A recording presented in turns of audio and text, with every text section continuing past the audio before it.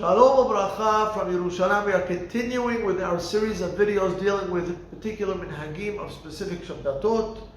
We're up to Parashat Qorah, but before we go into the details of Qorah and Huqat and Balaq, I wanted to give an overview of these three parashiyot and discuss a very unique custom of the Halab community, which goes back way back to the time of the Musta'arabim, the original local Halabi community of 1,000 years ago.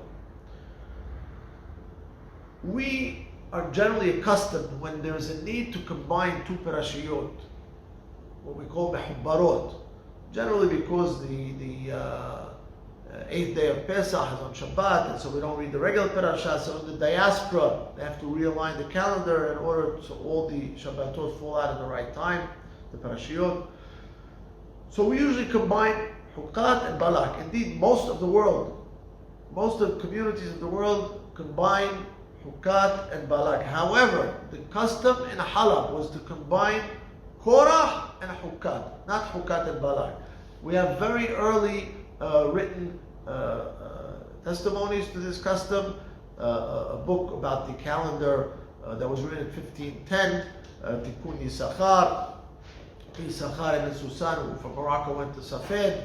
He writes about it and he says, Harab Sa'adiyah, Dayan Soba. He could be referring to one of the Dayanim in Arab Soba, or he could be referring to Mishpahat Dayan, the family of Dayan, which were very known Musta'arabim, which had their ancestors go back to David HaMelech, which we call that way, we call them Bet Nasi.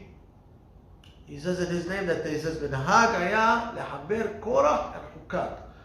The Mahzor Aram Soba, which we have shown here many times, printed in 1527, in the section dealing with the Ibur, he writes Mehaberim Qorah and Huqat, and we know that this is the nosah of the Musta'arabim, this Mahzor.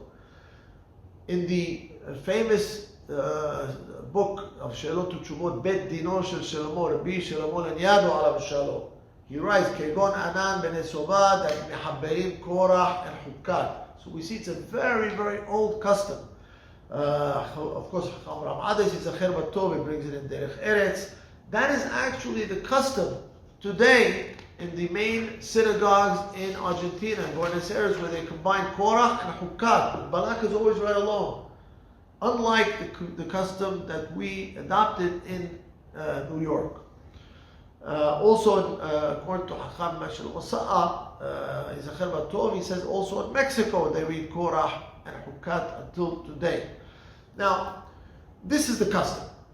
The reasons for the custom, we can give a number of reasons in a Chacham Hebar, Alav Shalom, with the chief rabbi of Argentina, until his passing, he said that because the Targum of Huqat is the beginning. Zot Huqat, da Gezerat. And Gezerat is not something you want to open up the decree, not something you want to open up the parasha with. Another reason that Baruch Alav Shalom, he was in a conversation he had with Bala Tashbih, with Hacham Meir Mazuz, the Rosh Shiva of Kitzera Hamim, one of the Gedolim we have today, had a conversation with him. He records a conversation in his monthly publication years ago.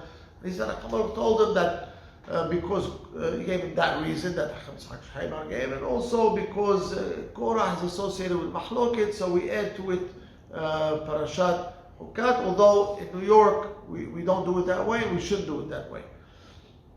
Now, in truth, the ta'amim, the reasons, may be weak, because what happens if you don't have a reason to do mehubarot, to join two parashiyot, so you're going to read Qorah alone, Huqat alone.